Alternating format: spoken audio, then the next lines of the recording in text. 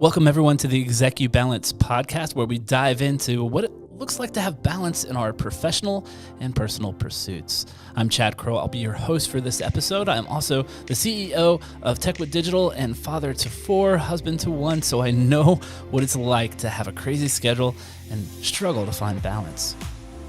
Before we begin today's episode, I want to invite you to help us continue the conversation by following us on Facebook, Instagram, and YouTube. We look forward to connecting and having deeper conversations so that we all can grow together and continue this podcast. So please connect with us there, as well as make sure to visit our website at ExecuBalance.com. All right. So without further ado, let's jump into today's episode. Thank you for joining us today. I'm excited to have Dan Jourdan with me on the podcast. I met Dan here in our big industrious office, and he's quite a character, and so it's been a pleasure to get to know him.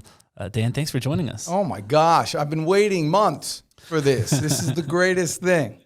Yeah, we met here at the co-working space, and I've kind of I've put myself in the position of having to meet everybody, and you actually were one of the few people that reciprocated and actually smiled back. So that's what happened. I can't help it. I love a smiling face, so you can't not smile when people smile at you. I don't understand that. It's the law. Right. It's the reason why I moved to Atlanta.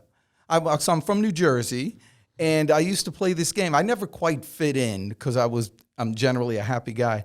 I don't know if you've ever been to New Jersey. Once. Okay, yeah. It's Joyzy. It's like up yours is a greeting. I mean, that's how. But I used to play this game. I would walk, down the street or whatever, and I'd see somebody, and I'd smile at them, and they'd have to smile back because it's the law. If you smile at somebody, they have to smile back. And if I forced them to smile, I win. I get a point. Yeah. And so I never lost once. in New Jersey.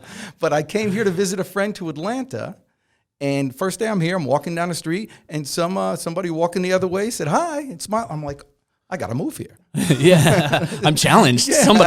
Somebody just stood up to me. I lost for the first time. That's funny. That's funny you mentioned that. Actually, my wife actually says she's doing the same thing and like being very intentional in our neighborhood. She takes the kids on the walk, and she tells them, she's like, all right, we're gonna smile at this person and see what they do, kind of thing. And she makes it a game with the kids. So I can't believe that. Yeah, you brought that up, and like I said, that's something that she is actively doing. I'm not that creative and fun with the kids as she is, but the first rule. My dad told me this in life. He said, my dad's a immigrant from France, Jewish, had Holocaust situations where he was very happy to be here in America. I mean, never had a bad day. And he would say, Danny, it was like, in this country, he says, you can make 1,000 business mistakes. He goes, America will give you another chance. But Danny, you make 1 or 2 bad personal mistakes, you will pay for them for the rest of your life. And then he followed it with, marry the right woman.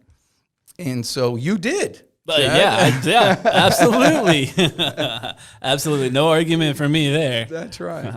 That's funny. So I think, like I say, I like to start these off for people to get to know you a little bit better, is just kind of run through some of the roles that you are balancing right now in your life. How did you get to those? And give us some background on the your work and personal side. Yeah, sure. Well, listen, I'm a salesman. So if you want to get somebody talking, just ask me about myself. I mean, this may be longer than you expected. The easiest interview ever. I'll just sit back. That's right. Well, I have currently going back to my dad, and this is exactly where I come from. Graduating high school, my dad said to me, "What are you going to do?" And he never really had any school. That he never really pushed anything at school. It wasn't even a thought. He had a 6th grade education. But so I told him what I was going to do, get a job, go to school, whatever. And he says, that's fine. He goes, remember this, though. And this totally affected my entire life. He said, Danny, you get a job, you have 1 customer. And he's called a boss. And if he decides to fire you for whatever reason, you got nothing. But Danny, if you're a salesman, says you can have 100 bosses, but they're called customers. And if one of them fires you, who cares? You got 99 more. You know, see, he said security comes with owning your own job. It's instead of looking for a job, look for customers and have that mentality. So I've been a small business owner my entire life. When I was 18, I had my first business. I had a deli, DJ's Country Deli. Nice. Yeah, it was very cool there in Elmwood Park, New Jersey. What was the specialty? Yeah, it was like an Italian deli, and so we were big with the back then we called them hoagies, and heroes, who knows what they call them, now. But that was really great, and so I had that business for a while, and then I sold that, and then I had a restaurant supply business in Manhattan, and then we sold that, and then I came here to Atlanta, became a stockbroker, and then bought one of my clients' business, and then I had a pest control business, a lawn care business, a truck rental business. And I sold all that. I had a business brokerage business, a staffing company. Maybe I should have asked you, what have you not done? Yeah. So the problem was, and there is a big problem, my personality is I really am good at growing businesses. I'm really good at starting them up. That's what I like to do. Horrible manager. I mean, you can't get worse than me. I mean, my customers aren't paying. My employees are earning more than me. I mean, I'm a horrible manager. And my wife, the big challenge is this is her thing with me. It's good. Everything's good. We're earning some money and then some not. And she goes, "Why do we always have to start from zero?" And I realized it's because that's who I am and that's what I do. And so currently I have a business, a sales consulting business that we work with companies to optimize their sales team, get them rolling. And I could always be in that role of that startup mode that excites me and then leave them to do what they all want to do with their consulting thing. So what's my role? I'm a salesman. and apparently you've sold everything under the sun over the years. Well, I'm good at earning money. I'm not good at keeping it, but I'm good at earning the stuff. But I believe that everyone. I mean, think of yourself. So most people are married or have been married or have a significant other exclusively. And so, I mean, just think of that, because you know all your problems. You know how terrible you are. No, I don't know what you're talking about. You know how all the crazy things and your foibles, but yet you managed to find another human being who is willing to forsake everybody else on the planet and stay with you and maybe even raise babies with you for the rest of their lives. And man, everybody's a salesman. I mean, can you imagine? That's closing big time.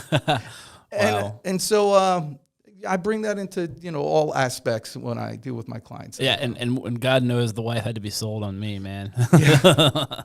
But I mean, think how perfect that is. We were talking earlier about how do you take on your every day? And I said, I'm going to make this your best podcast ever. I'm going to give you all I got there. But what I learned early on, and actually from a hitchhiking trip, which we can talk about after, is yeah, we're going to talk about a hitchhiking trip. Okay. Yeah, that's a go. But when you offer to the marketplace or to the universe like massive amounts of value, it creates a void that has to be filled. And so when you put your best self out there, that perfect partner, your wife, to find you, somehow the universe will put that together. And if you can believe that, if you really believe it, don't just think, just really believe that, man, life is just a fun little adventure. It's fun thinking about how you can always give. What's not fun is thinking about how you're always going to get. I mean, really, if you think about it, is when I come to work and I can think about, okay, what am I going to do to make somebody else excited? Like, that feels fulfilling. But if I come to work and I'm like, all right, well, we've got to do this. I got to get this. I got to get this every day. I got to get this. And if I don't, whatever, work day is not that fun. You're absolutely right, because you're a creative guy.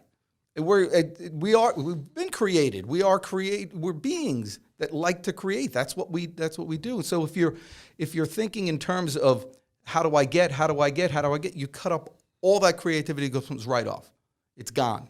But when you think, the answer to that, how do I get, is give more value, create more, and then it just happens. That's awesome. So to get to know you even more personally too. Your role really has been an entrepreneur for your life, really startup sales, and then your role right now, you're running a sales consultancy business and helping your hundreds of bosses out there. On the personal side, what are some of the roles that you're filling and I guess juggling right now? Yeah, well, good question. Now we're gonna get into it now. All right, so ultimately, I've always, and I wrote it in my Franklin planner and my goals that I look at every day. I'm just that type of person. Was to be a dad. I actually never thought I could get a woman to stay with me forever. I always knew I'd be a dad. I didn't know that I'd be a husband. But fortunately, I met the best woman in the world, actually here in Atlanta. I came here to visit a friend. He took me to a party, met some girl, blonde hair, Southern accent. Southern accent will get you every time. Bakes pies. I'm thinking, this place is great. I don't know what's going on. I went back home. I moved here 2 weeks later. Wow. Asked the girl to go out with me. And she says, no, I have a boyfriend. I'm like, what the? I'm like, I moved here. Minor detail. You could have said something. And so I said, listen, I moved here. Might as well get going. Asked her out the next week. She says, no. I kept upping the ante. Asked her out again the next 26 times. On the 27th week, finally, I had really great tickets to a Met game at the old Fulton County, actually Brave game. Sorry. Whoa. We'll start that over. You had tickets to the Braves game, best team ever. There we go. Way better than the Mets. Yeah, go. That's right. It was like in '94. It was like, and then we had a great time, and we've been married 25 years now. I had 2 kids, really good kids, and she hasn't baked a pie since. I'll tell you. But so I see myself, and the kids, both my kids obviously had to live with me, and so they know my entrepreneurial bent, and both of them have kept that up. And my son, in fact, started a business when he was 11, a little junk removal business. We would walk around the neighborhood like big goofballs, and I'd have the truck, and he'd be there, and he'd knock on doors, and he'd say, do you have an old chair or a couch or lawnmower? A lot of people have lawnmowers on the side of their house that are rusty. And we take that to the recycling place. Anyway, his first day out, the kid, this is a good story. His first day out, the boy earned $250. For an 11-year-old. 11-year-old. 11. And I'm and that's way back then, right? This is, Well, I guess he's 22 now, so it was 11 years ago. And I looked at him, I go, Matthew, this is crazy. How do you do this? And you know how you can learn from your kids? You got 1,000 kids, right? Oh, yeah. Almost. Yeah. Just shy.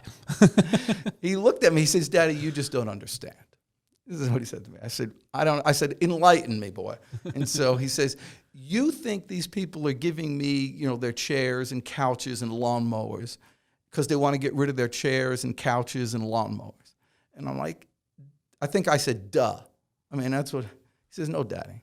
He says, they're giving me these things because it makes them feel good to do business with an 11-year-old. That little bastard. But he taught me something. He knows his value. And, in my world, in the sales world, and just human beings, know your value so you can't give what you don't have. And if you're not happy with that value, get it. Figure that thing out. He said something else which is really funny. He says, Dad, I got like 2 years left of cuteness and it's over. Get it while it's hot. It really hasn't, though. He grew up. He did the business for a while. He eventually had to sell it because some of his employees got into some accidents, and he was like, 19 or 20, and so insurance went through the roof. But he bought a house at 19 years old. Wow. And he's 22 now, and we're in the process of starting a new business. Freak. And a really cool one that we talk about. But, so it works well. When you're taught with the fact that you're serving. Yeah. And so then you can get paid for it. So I'm a dad, I'm a husband. Sophie came to me, my daughter. I just got on this finish because you asked about my roles. Yeah. And she, how kids always come to you and say, who do you like best? Yeah. Your kids. It's you, don't tell anybody Yeah, else. that's right. Well, when Sophie asked me that, I said that. But when Matthew asked me that, I said Sophie. But then I said, when you guys want to be, if you really want the truth about the whole thing, it's your mother. Yeah. I go, both 100%. Both of you guys are going to leave me. I need, and I really think that they liked that, and they felt the sense of security. And so I've moved because obviously they're getting older, and so at the beginning where I would really see myself mostly as a dad, I see myself mostly as a husband now, and I think that that goes back to what my dad said: make sure you find the right woman and stay with them. If you make a mistake, you're in trouble for a long time. I think that's great. And I think, like I said, I love looking for where these roles kind of interact. And I love the story from how impactful your dad was in teaching you to be an entrepreneur, and then how impactful you've been in teaching your son to be an entrepreneur. I do think that there's lessons that are passed down that that feeds that chain. And I was trying to think through what are those lessons and things like that so I can intentionally invest in my son in that way. I'm talking with my business partner about it, and he said he had read somewhere, and again, every thought I have, I swear to God, is not original. So I just don't know where to attribute it. But one of the things he said he had read was, don't ask your kid who they're going to work for when they grow up. Like, don't put that out there. Instead, ask them what problems they're going to solve. What problem do you see that you could solve? I love that. I love teaching them to know their value. I love the concept of really explaining, like, who do you really want to work for? How are you going to find security? So I love how that overlaps and has overlapped in your life. Yeah, it started from, instead of looking for a job, look for a customer, or better yet, a client. A client is more lasting than a customer. And I treat everybody that way. People will treat their family horribly, the things they would never do if they were trying to attract a new client or a new customer. What if you treated your family just like another thing my dad said to me in terms of marriage? I don't know why I'm onto this right now. But and again, he didn't give me much advice. He didn't have much to give. So the stuff that he gave was impactful. When I first got married, he said, Danny, a marriage is not 50-50. He says, you do 50-50, you're getting divorced. He says, you give 90 and hope that you get 10 back.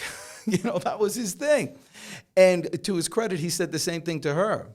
But if two sides are given 90% and just expecting 10% back, you got a winning chance. And quite frankly, that's how your business life should be. If I was coaching you in your company right now, I would say, if I walked up to you and I said, hey, would you be willing to pay $10 for this $100 bill? Yeah. Yeah. I mean, that's how much value. I'm giving you $100 and it's going to cost you $10. Now, if your business is like that, if you talk to your potential clients and prospects and say, listen, give me $1,000, I'm going to give you $10,000 back. Of course they're going to buy it. So if you go into that process of giving and like massive amounts of value, you don't got to worry about selling because people are too busy buying. People hate to be sold, but they love to buy. One of the things that I learned kind of from, I used to work at a company called Automation Direct under a guy named Tim Homan. Great entrepreneur. He's a very smart guy. Automation Direct has been Atlanta's top mid-sized company to work for by the Atlanta Business Chronicle for, I don't know, like several years in a row. One of the things... You need to introduce me to this guy. One of the things that he he put in there, he said, everybody needs to know how the company makes money, and they need to know where they sit in that process. And so he had what he called the automation direct value chain. It's just this massive graphical representation. It was simple of, hey, here's where a customer comes in. It moves down this chain, and every step of the way, the goal is to pack on value. They get value here, and they get value here, and they get value here, and they get value here.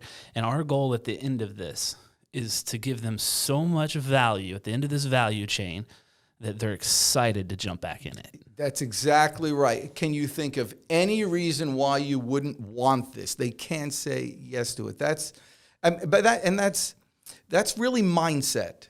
And then that's what I've tried to instill in my children and our employees and anybody that I need to talk to, our clients, the same thing, that you really want. I give keynote speeches a lot of times at these events, and it's all around building a sales army of one, that you need that entrepreneurial mindset instilled in everybody along the whole process. And so you will necessarily make the right decisions, knowing that the customer is on the line. How would I buy this? A lot of times I deal with people, I said, would you buy your product at this price? Would you? Yes. And a lot of them, I mean, really, would you really do it? Right. And when you dig down deep, a lot of companies are just like every other company. You've seen websites. You could change the name on websites, and it's the same stuff. The only thing that differentiates, and it's not added value, by the way, it's value.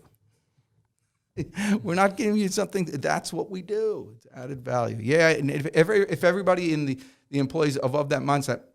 Now, here's the thing. I have to talk to these people, these companies that we work with. You're going to lose some employees. They're going to grow out because they're going to have that mindset and they're going to move, and you need to celebrate that. That attitude will bring more people in, and you could assist other people to moving on their career, and really, isn't that your charge in life? I'll tell you, one of the highlights in my career is the first hire I made at Techwood was a guy by the name of Josh Wilner. And one of the, I guess, at the time, perceived low parts of my career was 2 years in. And this dude was just amazing for us. He sat me down and he said, Chad, I never thought I would have to have this conversation with you. I wasn't looking, but I got a job offer that I can't turn down and I have to take. And I was like, oh man. And he was like, it's a once in a lifetime opportunity. He's like, no knock on you. I plan to stay here, but it's Google. And I was like, oh, okay, it's Google. And the guy is global product lead of apps ads right now at Google. Oh my I'm gosh. That's probably, I look back You can and put I'm that on your resume. I'm like, if nothing else, I got to work with Josh Wilner for a year and a half, and play some sort of role in his life, and where he is today. And I'm like, thank you for that opportunity. That was an amazing experience for me. And going back to just something that you said in passing that kind of blew my mind a little bit, that I want to take home as a nugget. You said your dad didn't necessarily say a lot, but the things he said was really important.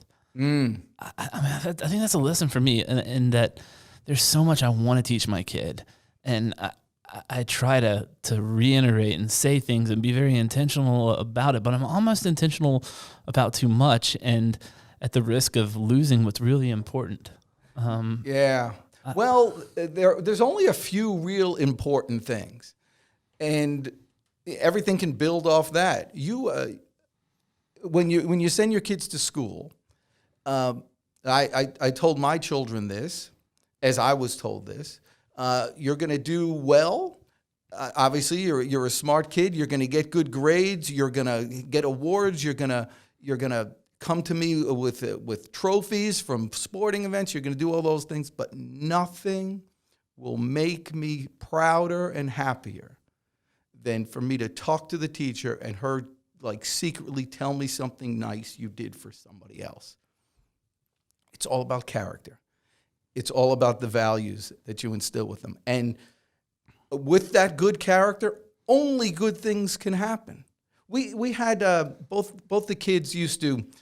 They always wanted to make money, whatever. They would rake leads for people. They would do whatever they need to do for the neighbors, and the neighbors always do whatever for them. And there was one older couple, Bob, and I keep on saying Bob and Barb. Audrey's his sister. But Bob and Barb were getting... Sounds like a cartoon, Yeah, man. they were great people. The Adventures of Bob and Barb. Yeah, that's right.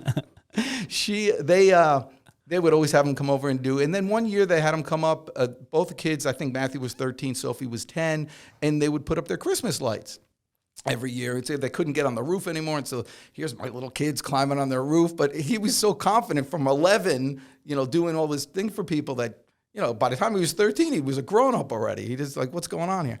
And so he's on the roof, he's doing all this stuff. And so he became a really terrific friendship with that. Now, Barb has passed away. But Bob is still around. Do you know that Matthew and Sophie check on Bob every week? Still. They go hang out with him in his basement for a little while just to say hi, and it's just, those values that you don't have to teach them. I didn't tell them to do that. And so that stuff, just moves on. And, of course, they've received great benefit from Bob, too. I mean, he hasn't done anything. I think he's on the payroll. I don't know what's going on with it. Well, no doubt you didn't have to tell them, but I am confident you showed that to them. Well, my dad, going back to the dad, I'm not going to talk too much and I start crying, but he lived with us for 9 years before he got sick or whatever. And my beautiful wife, would bathe him. I mean, it was like crazy stuff. And then finally went to the nursing. But for those formidable years when the kids were young, Daddy was taking care of Papa for like every night, doing all that stuff. And so, they see that.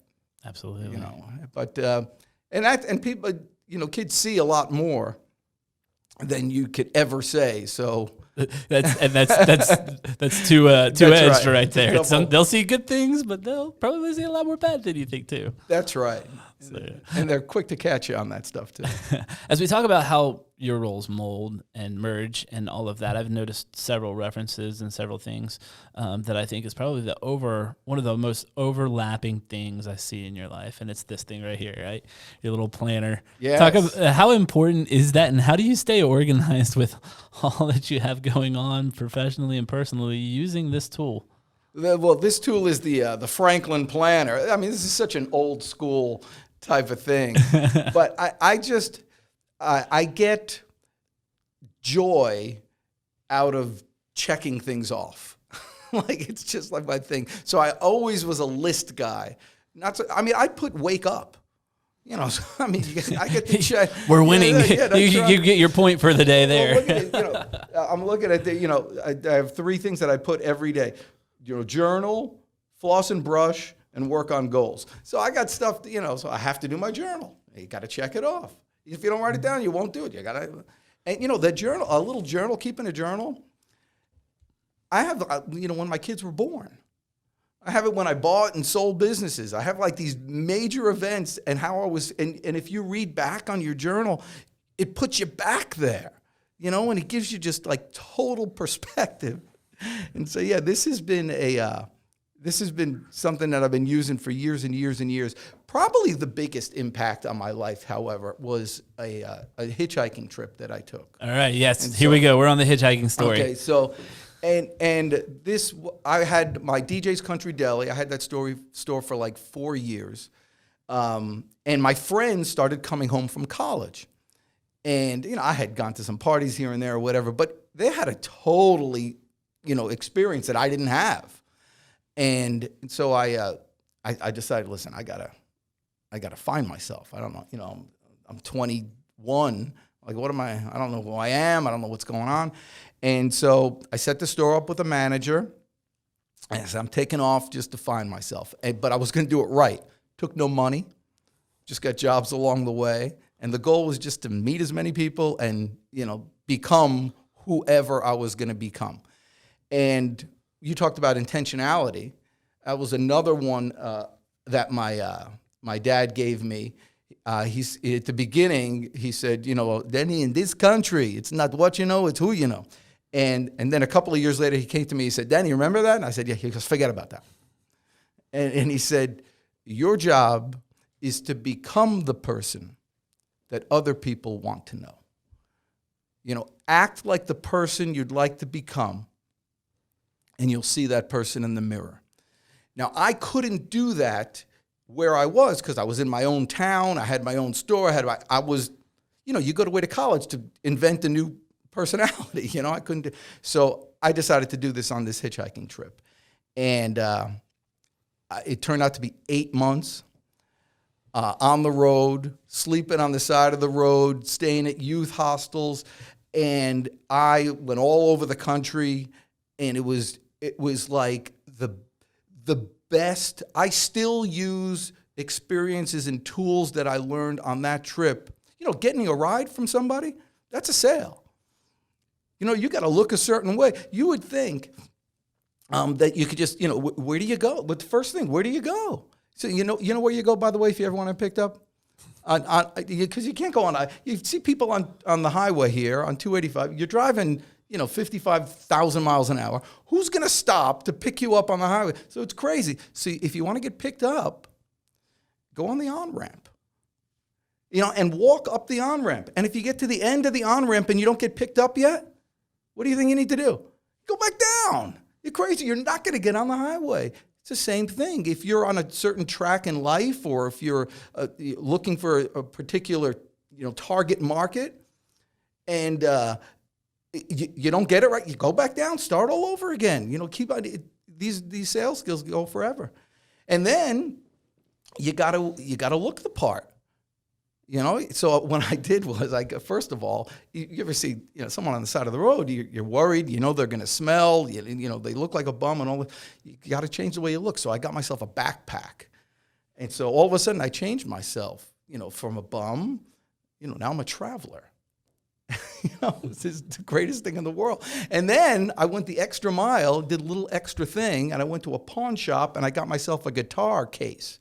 I couldn't afford the guitar, but I got the case. I used it as like luggage.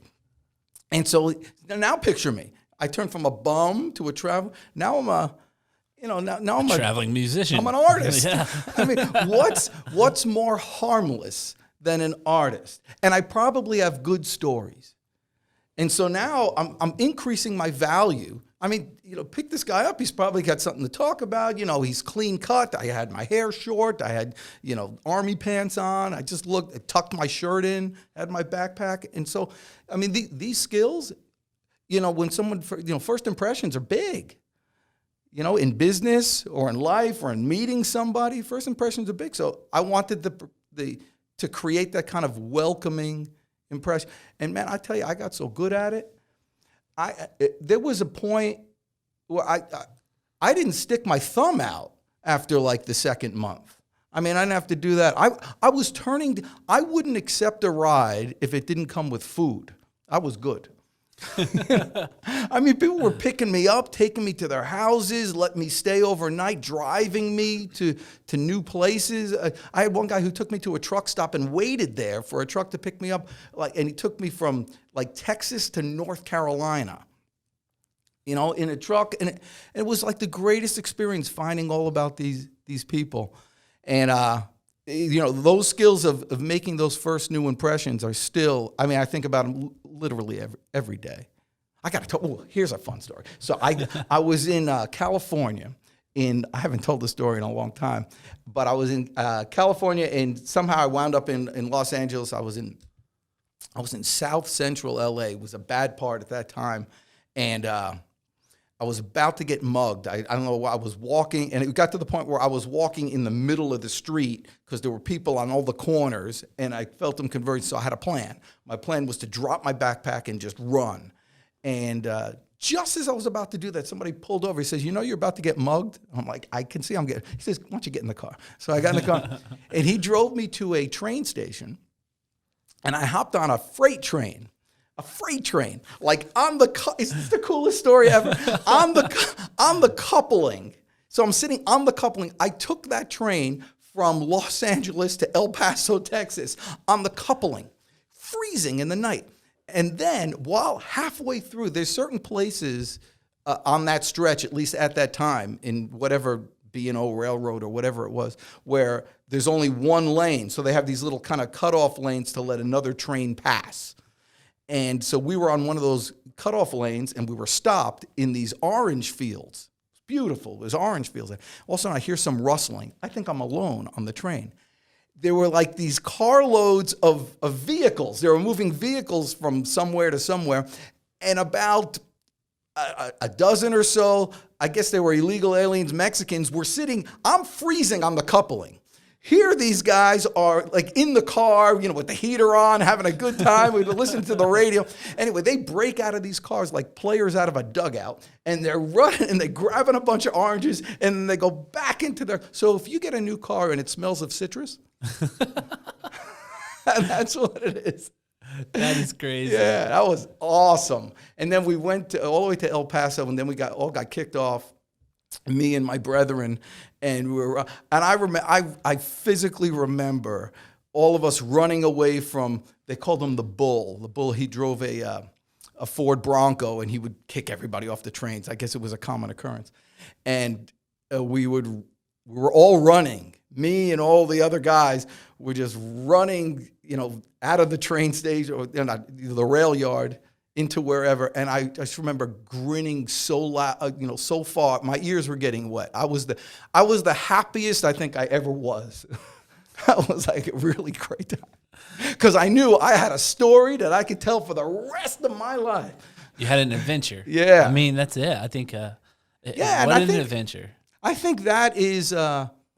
That might be a defining attribute that I'm always looking for is adventure. If you look upon each day as an adventure, I do that. I wake up every morning and I say thank you. Not to anyone or anything, I say thank you. But it puts you in the spirit of gratitude and just looking forward to whatever comes your way. And I live by the philosophy that I want to receive everything there is to receive the right way at the perfect time. Like that's my prayer. I'd like to receive everything there is to receive the right way at the perfect time. Thank you so much for joining us. Amazing stories, amazing advice. I don't know if I would condone hitchhiking nowadays, but man, finding an adventure where you're challenging yourself to grow and getting experiences like you have and lessons that you've learned and being the father that your father was to you and you were to your son, I think are definitely some deep lessons that we can take away. Thank you so much for your openness and for sharing. This was awesome. Thank you so much. Thank you so much. If somebody wanted to contact you or get in touch with you, Dan, for future to hear maybe some more stories about your hitchhiking days, what would be the best way to do that? There's a website out there. It's called Google. You ever hear of it? Yeah, just put my name in Google. I'm very accessible to anyone at any time. Dan Jourdan with a U, right? Yeah. Daniel Jourdan, Jourdan, the Sales Energizer. Well, thank you so much for joining us.